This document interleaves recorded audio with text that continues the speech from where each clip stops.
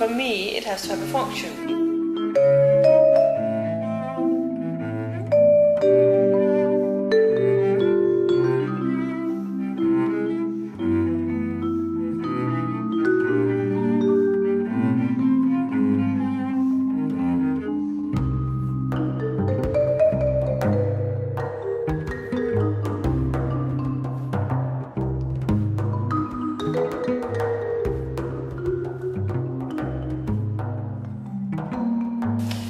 Well, it forms it in many ways. I mean, practically, just to run a family, and my husband traveling every week, is that it's just logistically that my studio work and goes around the kids' schedules, and which makes it very odd for people that work with me, because I would work early in the morning, and then I'm doing school run, and then I'm working, and then I would be picking kids up and doing afternoon activities, and then I work in the evening. So it's a kind of very,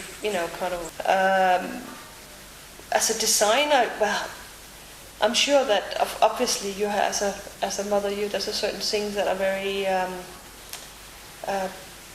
kind of probably present in your approach. You know, I mean, you will always recognize issues that has to do with children if you design things. Not that it's necessarily things that are for children, but you would think, oh, if there's children around, or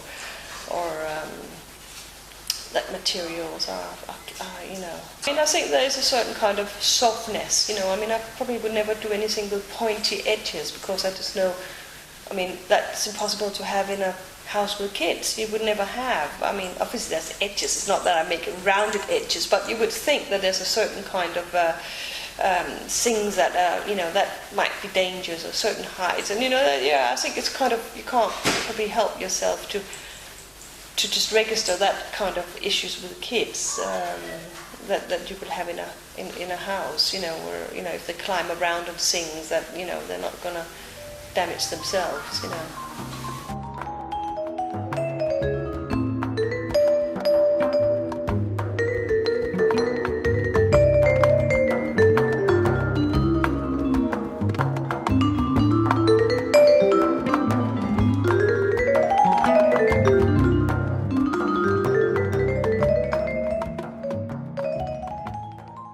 I mean, I think that today you just have more or less to do everything, be capable, because you don't, as a designer, you will have to write. You would have to write about your work, or about what you have created, press release, whatever, or, I mean, there's constantly, right, people, they love to ask, what was your source of inspiration, and there's always, I mean, and part of it is, of course, that it's interesting to have, a background story that's attached to what thinking is behind an object or a product, and there's only yourself as a designer that can express that. You can't really outsource that.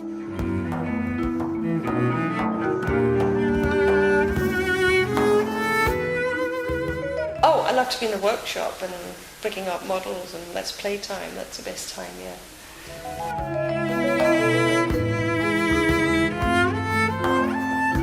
I don't know what happened to that kind of background of mine. I kind of know about business, yes, but I'm too passionate, I think, about creating and my design, so I kind of cannot really connect that to being particularly practical about the business sense, I must say, unfortunately. But I do understand business, but I think it's kind of with the things I'm doing, it's more led by my passion of what I actually want to do. I mean, ideas I want to pursue, or possibilities that I think could be exciting, to do, and I forget, I mean, what the financial implications or things like that is about till afterwards, if you want. So it doesn't really work in terms of my work for Studio Mama. But if we put that aside, I can sit down and I can understand a business plan, and I could make a business plan, and I know what it takes to make all that up. But then at the same time, I don't do it for myself. But I mean, I must say one of my good old-time favorites is Paul Kierham, which has made this chair I'm sitting in, that sofa, quite scruffy from this one here, but he's just one of the, I mean, good old Danish designs, you know, and I mean, in generally, I think that, I mean, it's not for without any reason that there's a fantastic legacy, you know, and sometimes it's also kind of a bit of a burden because it's just so brilliant that it's like you don't even want to try and, you know, walk those footsteps, you know, it's, but I do find that very inspirational still, and I find it incredible that these things are just not overshadowed at any point by any, I mean, of my generation or the generations before me, and you know, it's just I think outstandingly good work, you know, and can only be very humble about that. Didn't I see? It's amazing. Like 50 years ago, people were thinking these extremely minimal modern design out. That, you know, you can't be more minimal, you can't be more modern. You know, it's just there. You know, do something else. You know.